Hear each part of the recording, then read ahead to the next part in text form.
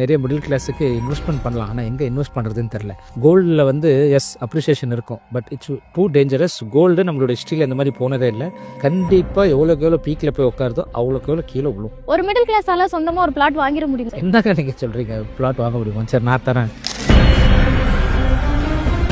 அங்கே உங்களுக்கு பீச் பக்கத்தில் ஒரு பிளாட் வாங்கினா ஒரு பிளாட் ஃப்ரீயாகவே தரேன். இதை விட வேறு என்ன தேவை? நான் சேலஞ்ச் பண்ணி சொல்கிறேன், உங்களுக்கு இந்த ரேட்டில் யாராவது அங்கே கொடுத்தாங்கன்னா நான் ஃப்ரீயாகவே தரேன். கவர்மெண்ட்டோட கைட்லைன் இருக்கிற விலையிலே நான் தரேன் அப்படின்றீங்க.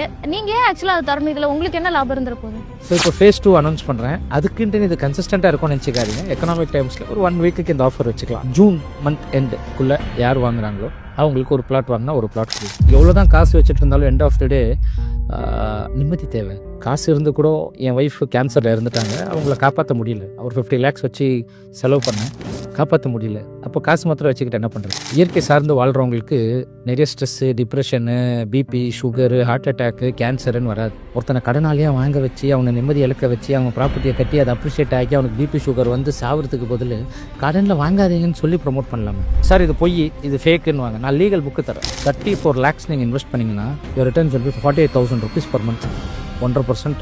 நான் சொல்கிறது மினிமம் கேரண்டி. என் பேர் வந்து ஆனந்த் ரவிச்சந்திரன், சாதாரண டெய்லரோட புள்ள.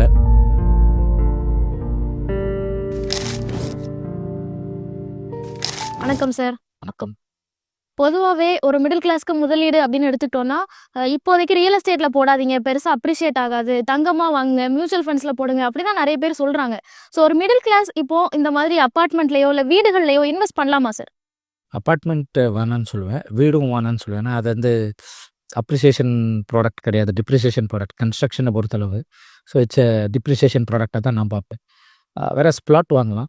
பிளாட் வந்து டெவலப் ஏரியாவில் வாங்குறதுக்கு பதிலாக டெவலப்பிங் ஏரியாஸில் வாங்குங்க நோய். ஸோ வீடு அப்படி இது பண்ணுறத விட நிறைய மிடில் கிளாஸுக்கு இன்வெஸ்ட்மெண்ட் பண்ணலாம். ஆனால் எங்கே இன்வெஸ்ட் பண்ணுறதுன்னு தெரில.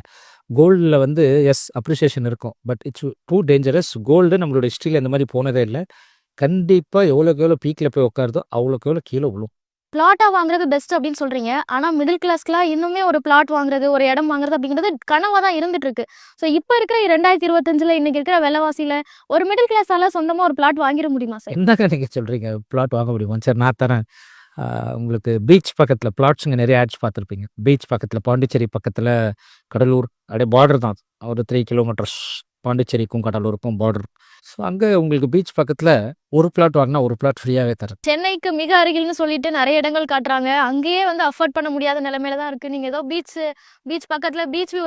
அதுதான் சொல்கிறேன் நான். நீங்கள் சரி, ஒரு பிளாட் வாங்கினா ஒரு பிளாட் ஃப்ரீன்னு சொல்கிறாங்க. அதோட காஸ்டிங் என்னன்னு கேளுங்க, எவ்வளோ இருக்கும்? பீச் பக்கத்தில் நீங்கள் அப்படியே கெஸ்ஸிங்கில்